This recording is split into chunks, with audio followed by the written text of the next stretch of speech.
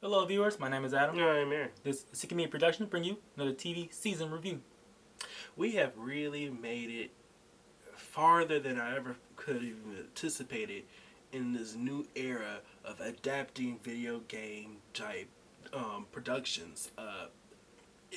It's been a long road, but the productions that are coming out now, these movies and but specifically these television series and streaming series, they're really capturing what we've all felt was going to be the new era of IPs and genres to really tap into, and that's definitely the case when we are talking about Fallout. So yeah, Hollywood is finally taking video game adaptation seriously with a whole slew of them in development, and for really good high quality ones at that. And Fallout won the latest edition. This is being distributed by Amazon Prime Video. That's already given us some pretty good productions out there already. We had The Boys, and then we also had The Marvelous Miss Maisel, of course. So this is definitely a real treat to be able to get more stuff like this. Yeah. Now Fallout is one of the older properties in video game culture. Debuted its first game back in 1997. And this is definitely not one of the major video game series out there that we've necessarily played, wholeheartedly ourselves. I only recently got into the genre, or at least into this particular series, with playing Fallout 4. But they've all basically followed the same kind of structure. You as the player take control of what is considered to be the survivor of a great calamity, in this case a nuclear fallout, and have to go throughout this new wasteland of a world to find or deal with a particular type of situation. And that's usually the beat by beat by each particular part of the series. And so for the most part, that's pretty an engaging story to really delve into.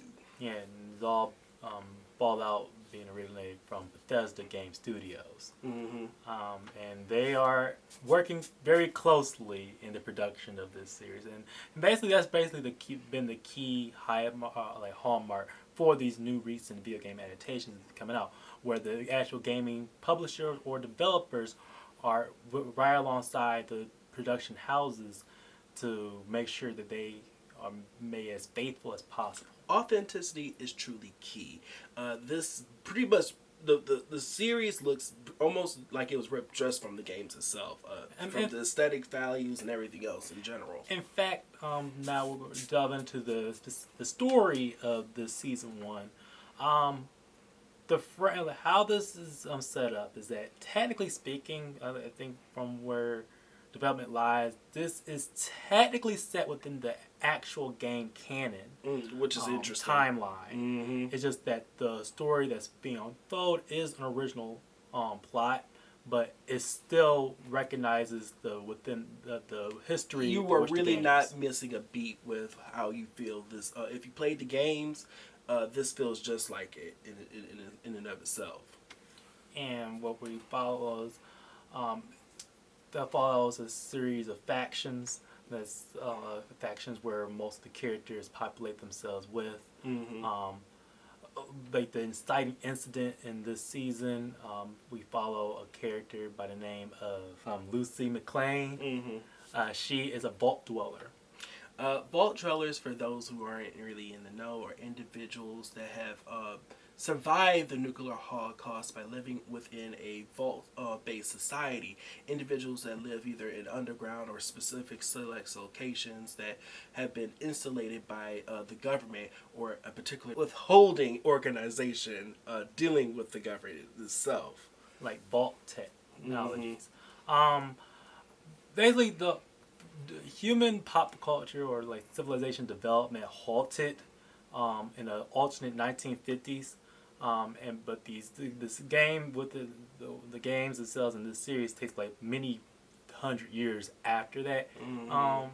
The fallout occurred. Yeah, and to give a little bit more context, the nuclear fallout itself is brought about because mankind during this alternate 1950s 60s era had harnessed the power of cold fusion, scientific process that really catapulted humanity with great expansion on technologies and various other superpowers in and of itself. But thanks to a particular war and many wars that fall in between, things really hit the fan. Yeah, like the landscape is highly radiated, causing lots of mutations to run rampant, and people just going at each other trying to survive. Like we're about to get into the exciting incident with our character Lucy McClane, who a vault dweller. She is on her path to try and rescue her kidnapped father, who was the leader of her vault, after being kidnapped by Ravagers. The Ravagers in themselves, basically individuals that are roaming around on the surface or in the wastelands themselves that take advantage of the weak and basically try and take power and anything they want for themselves. Yeah, and it's just that on her path going trying to kidnap rescue her father, she comes across other people in which other factions, like the character of Maximus, who is a Brotherhood member.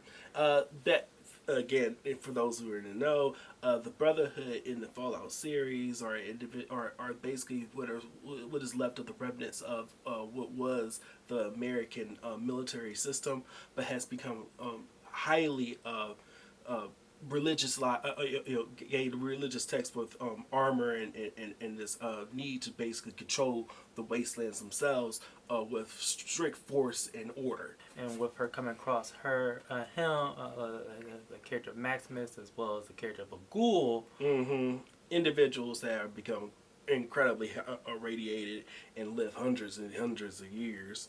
And she plans to she comes across a known scientist in which she plans to help exchange for him in order for her father. And that's like the very loose starting point of how this series begins. Yeah, there are many twists and turns throughout this season, and many of them are pretty interesting to follow, and they definitely still leave quite a lot of loose threads that can go on for multiple seasons to come. Season 1 acts pretty much like a prologue, where we're just now unfolding a lot of secrets that's been within this universe, especially when understanding the natures of the vaults, of how they came to be, and the nefarious actions of Vault Tech itself that basically orchestrated a lot of the events that's within this world. I find the tone of this series is very satirical, in the sense that it is very scathing in which how it criticizes but also admires American capitalism, or the American ideals of what makes the country great, or or lack of thereof. It very clashes with what became of humanity, was usually the staples of a post-apocalyptic world. And then, talking about this world again, or at least we need to talk about the aesthetics in and of itself. Again, this is a really well-made show. Again, it translates really well from what you might have expected from the games itself. It's brought on screen with the same vibrant and intensity that you saw in his other mediums. Pit Boys, the vault suits, the world itself of the wasteland, various groups and factions are all there for you to see. Yeah, the show is created by Graham Wagner and Geneva Robertson-Dworet, who, for the framework of which takes place in the show, squarely in with the continuity of the video games, it's making sure that the visual aesthetic is just is a perfect a 1-to-1 translation in many states, from the armor of the Brotherhood, or the very mishmash of settings, which like of the old world, old world of the back in the Americas. Yeah, or the creatures' designs for these mutations that exist on these in this horrible and incredibly dangerous world. I can't wait to see what other creatures from the game we actually get to see come forth. So far, we only got a couple within this first season, but they are really well done. And like the show really has a nice good footing with the series of directions from Jonathan Nolan and Lisa Joy, who really do like they're not the ones who are really show running this show, but from their past work from Persons of Interest and Westworld, you see it's very much cut it is cut from a similar cloth, especially if you're going further down the line, where if the show continues, you'll see a lot more of how the stories from those two shows will also kind of mirror Fallout in a way. Fingers crossed, though, they don't go down the same rabbit hole that those other two series have done, because again, we need this series to flourish if we want to see more video game adaptations make it to the screen themselves. Yes, and coming back, like the music as well from Ramin Djawadi, who is also a good like a carryover from those two previous shows, working with Kilter Films. He was able to like not only create his own original themes for the show, but it like I would love to hear a lot more of the themes from the Fallout series that does like sometimes take place. Yeah. It is good to hear that because the like pop culture kind of halted back in the 1950s. You still hear a lot of those licensed songs that are even from the video games that were done but they're actual real like songs exactly from that era. But what really defines the shows are the characters. I love Lucy. She is such a ray of sunshine, but she's also a realist in and of herself too. In areas where she could be, where you would think that she's, horribly naive, considering the circumstances of where she's coming from and where she's finding herself in.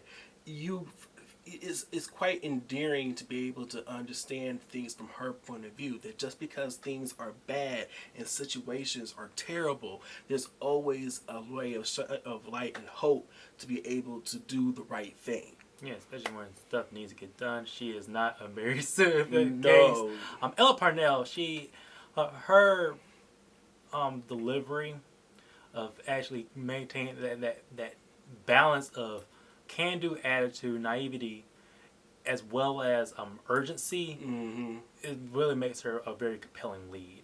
As well as her co-star of Aaron Morton, who plays Maximus, whose role is very bold. Yeah, the decisions that he makes in this series and the direction of his storyline is incredible to witness, in the sense that it's definitely not for the for the weak to be able to tackle. He's making choices that normally would spell character suicide for anybody else, but it works well for him. Especially because he's doing a lot of very drastic decision making in the vein of a form of innocence that does complements Lucy's character in a way, because like these are two characters who are who are very similar but come from two vastly different cross of lives. And that also goes into the concept of the ghoul himself. Now the ghoul, we can see we just get a taste of the various types of ghoul like things, but he's the main ghoul character we see. But we also see very much how this character, the ghoul's history affects the world around him, because the ghoul is actually a character by the name of Cooper Howard, an old school Western cowboy actor, played by Walton Goggins. I love almost all the things Walter Goggins do. He is a truly underrated actor. and he just brings it for this series. Yeah, he very much is a scene stealer in everything he does in this series, and he is so quotable too. Yeah, his charisma is unmatched. But the thing is, with the other lead characters, like they are able to stand toe to what Walton Gattin brings to the table. His role is very spoilerific because of how it ties into the history of the world. And it's a case where almost all their stories tie into each other, but definitely his storyline is very much involved into the very scenes of what is making things work within the storyline. Other characters, their stories are just now a lot of characters are very pushed to the sidelines because their stories are just now developing, especially near the very end. It mainly revolves around Lucy's family. Yeah, individuals who are also dwelling within the same vault that she was, and then seeing just how they're able to cope with the situation that originally sprang up because that took away Lucy's father, and seeing how these survivors are pulling together and what they have to face for themselves is something that we all are hopefully going to experience as it unfolds. It's just that by season's end, it does leave it's very open-ended in a way because of the fact that they just now are kind of opening up where this series can go. But it has been an enjoyable ride still to that point. So as of right now, season 1 of Fallout, I'm glad to say is great. Yeah. There's definitely plenty of room of improvement, especially if we want to be able to see just how well they're going to be able to open up this vast wasteland itself. But for the most part of the things they did introduce and did execute, they did pretty well. My name is Adam. And I'm Aaron. And this has been a Seeking Media Productions. Please be sure to like, share, subscribe, and comment below on are you familiar with the Fallout franchise? If you played the games, which one was your favorite? Because I hear a lot of people talk, they have different opinions. I heard a lot about Fallout New Vegas. Yeah. And by you'll get there's plenty of Easter eggs throughout that highlights various different games and different eras. But I heard that one is very popular amongst hardcore Fallout fans. Fallout 4, the one where Aaron is just now I hear that for a lot of individuals. It's good for newcomers. Yeah, newcomers, which is fine for me because again, I am a newcomer to the game itself, and I am enjoying the world that I'm experiencing. But maybe fingers crossed, I might get later down the road able to play those other entries. Also, if you want to follow us on Twitter, Instagram, Letterboxd, that'll be for other content we don't necessarily post on here. You already got the deal on that one. But see y'all later. See you.